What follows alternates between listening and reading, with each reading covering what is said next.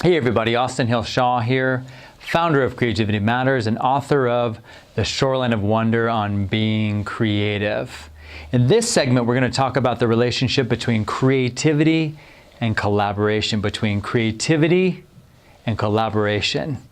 And collaboration we hinted upon in the last segment on innovation about the importance of how, with things becoming more and more complex in the world, how important it is for individuals to work together in teams and teams to collaborate with other teams and even expanding outward with other groups or and even other organizations that might be working on similar challenges.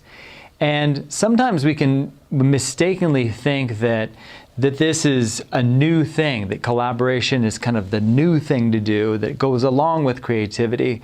But really, it goes back again to who we are as human beings.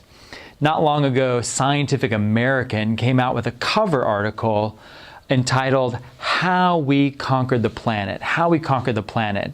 And it was a cover article with a new theory, basically looking at the way that Homo sapiens, the wisdom beings that we're named for, basically disseminated out into all regions of the world after our beginnings within the African continent. And what the author said is that there was two main reasons that Homo sapiens, that our species did so well in the world. And on the one hand was our ability to cooperate, with people who were unfamiliar to us. They weren't family members, they weren't necessarily tribes, but even though that there were differences amongst, somehow Homo sapiens found ways to work with other Homo sapiens out there in the world. And the other thing that they said was advanced projectile weapons, which when I heard those things together in the same sentence, it totally made me laugh. The idea of cooperation and advanced projectile weapons, it just, I don't know, kind of delighted me in a way. But what we really recognize behind that is that, again, we have a natural genetic disposition to collaborate and cooperate with one another. And we also have a natural, innate ability to create and innovate. So when we bring those things together, it adds real fuel to what we can do as individuals and as organizations. And again, organizations and businesses are just groups of people who are collaborating with one another, hopefully, so that they can move forward whatever the mission is of that particular organization.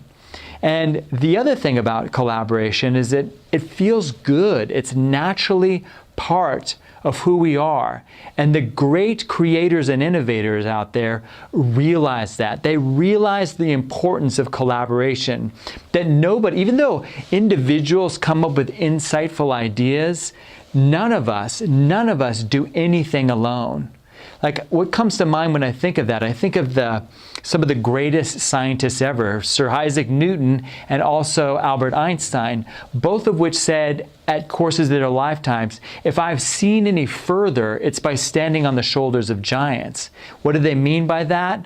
Well, even though that Isaac Newton, for example, came up with 4 groundbreaking discoveries in science and mathematics and is still, again, one of the greatest scientists ever, he really saw his work to be built on all the people before him, and also said that, the things that I've discovered here, as we move outwards in the future, who knows if they'll actually hold. Einstein was the same way.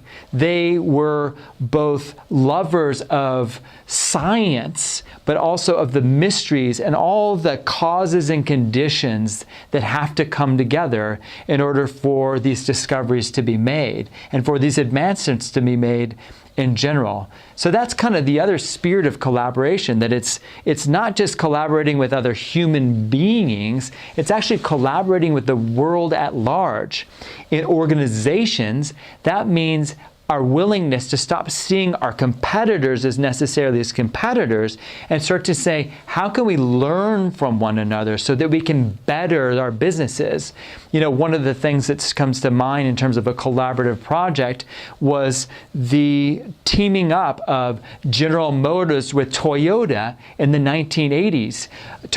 General Motors was interested in making a compact car that was profitable, and Toyota was interested in getting a toehold in the U.S. market without having to pay these high tariffs.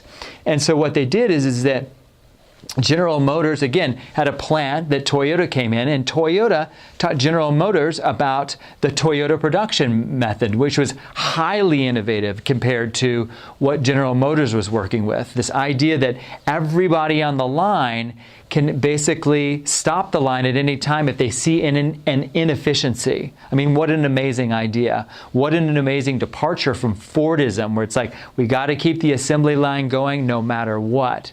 So those sorts of willingness to collaborate with others can enrich our lives and also, again, lead to strategic alliances and ways of growing our business that wouldn't have been there if we were like, that person's the enemy, they're the competition, I have to keep this thing siloed.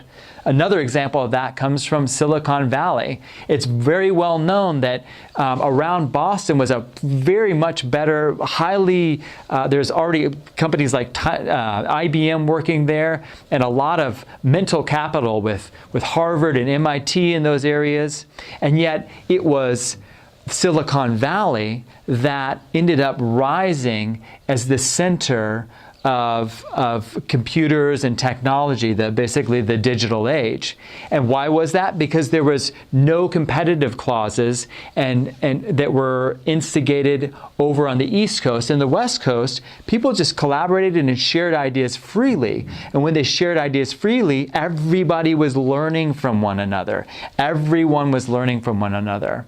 And so that is another example of the importance of collaboration.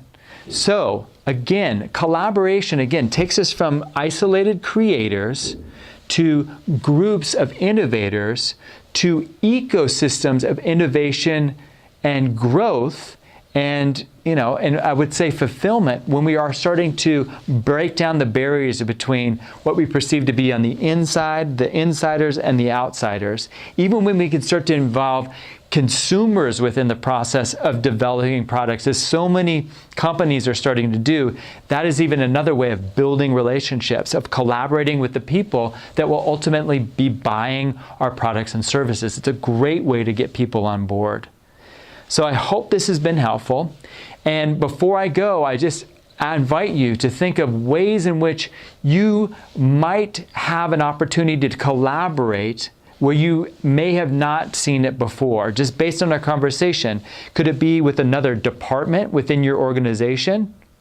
Could it be with another person or individual that you've never particularly thought of working with before? Could it be a person who works in a so-called competitor company or organization? How can you start to build allegiances that benefit both of you, that create Stephen Covey's win-win situation? How can you go about doing that? I invite you to think about that, to ponder that, to see how you can forward your own sense of collaboration, both internally and externally. So once again, this has been Austin Hill Shaw, founder of Creativity Matters and author of The Shoreline of Wonder on Being Creative, inviting you to connect deeply, to make a difference, and to inspire creativity in others. I look forward to seeing you in the next video.